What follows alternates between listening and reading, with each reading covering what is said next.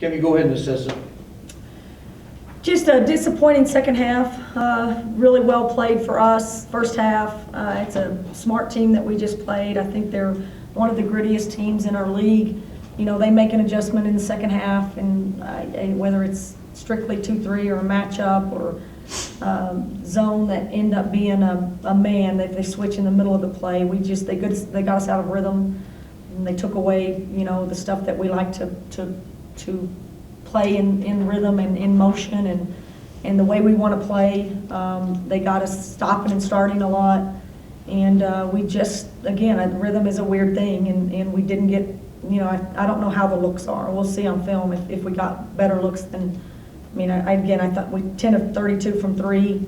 I thought we got a lot of decent looks and don't make them, and we just have a bad shooting second half, but I think at the same time they really got us out of rhythm, and they got our point guards out of rhythm, and just never felt like we got back control of the game and how it was going to be played in the second half. Yeah, you shoot 24% in the second half, and I don't know if that's a total attribute to them, but I think you're right in terms of rhythm.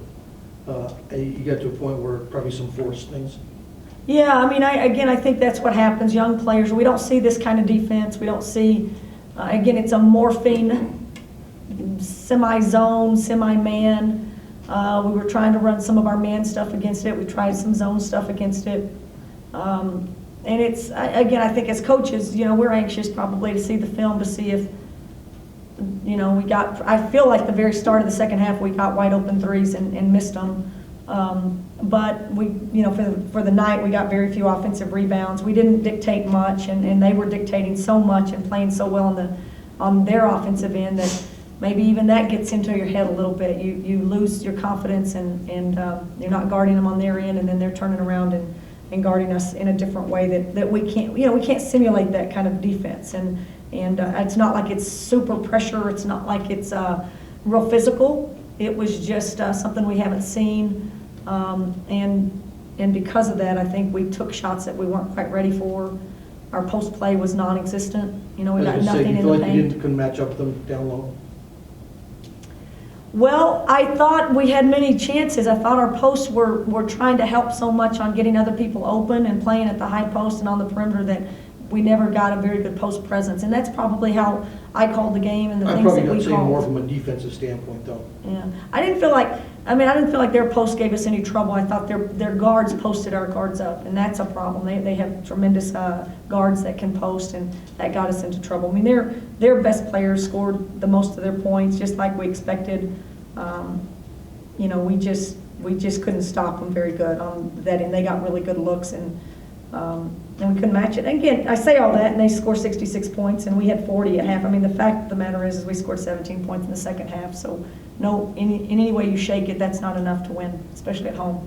Did you anticipate they were going to make some major changes at halftime to do something different to open up what they were trying to do, or get you out of the flow?